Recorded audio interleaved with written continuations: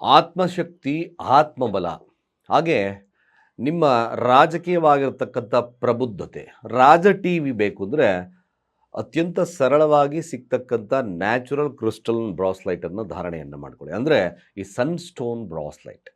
ಯಾವುದೇ ಒಂದು ಡಾಕ್ಟರ್ ಹತ್ರ ಹೋಗ್ಬೇಕಾದ್ರೂ ಕೂಡ ನಿಮಗೆ ಅಲ್ಲಿ ಮುಖ್ಯ ಹೇಳ್ತಕ್ಕಂಥದ್ದು, ನೋಡಪ್ಪ, ನಾನು ಏನೇ ಒಂದು ಟ್ರೀಟ್ಮೆಂಟ್ ಕೊಟ್ಟರು ನಿನ್ನ ವಿಲ್ ಪವರ್ ಚೆನ್ನಾಗಿಲ್ಲ ಅಂದರೆ ಖಂಡಿತವಾಗಿ ಕಷ್ಟ ಆಗ್ತದೆ ಅಂತ ಹೇಳಿಲ್ವಾ?